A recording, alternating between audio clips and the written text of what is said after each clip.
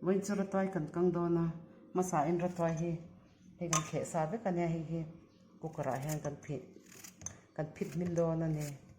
sẵn đàn cái số mà này đủ đàn khá này mày à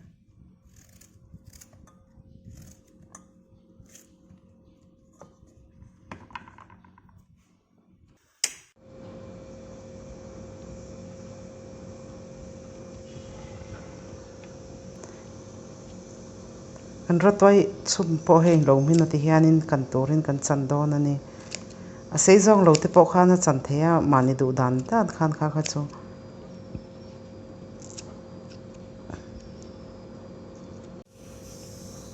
kan Ratuai po he kan lo chan zo to kan kang to don ni Bahkawr le Hmarcha le purun var he kan mang don ani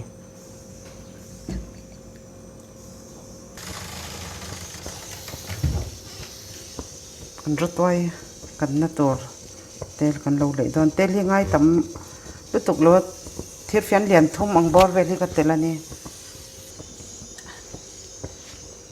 kan Ratuai kan na tor tel po he lo mui to ta hianin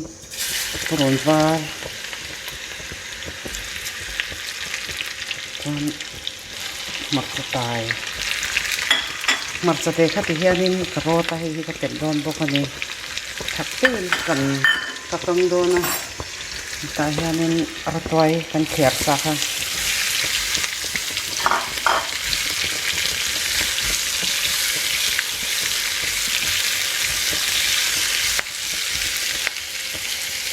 chicken powder chi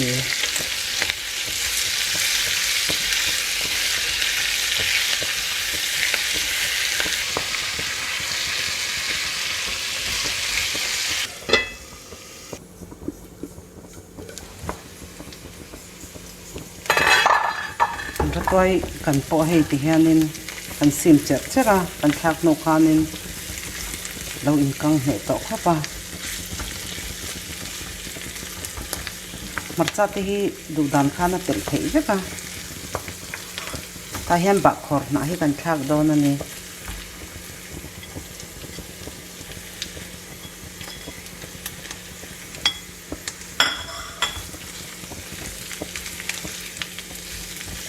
thil Ratuai kan te tiang te ka thil siam hi tha in ti zong te ni chuan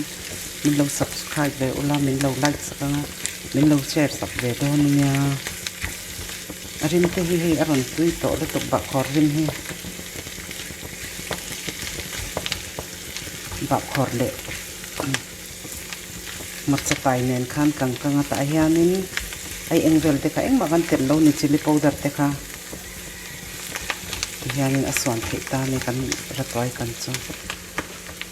chhum hnim sa ni wang khanin kan chung te kha arei lawa kan sim cher chera te khanin Ratuai kan thak kan tiang chu hei ni hi kan Ratuai kan chu thain ti zong te ni chuan in lo siam ve don ania ka channel min lo thir saka wangin kalo me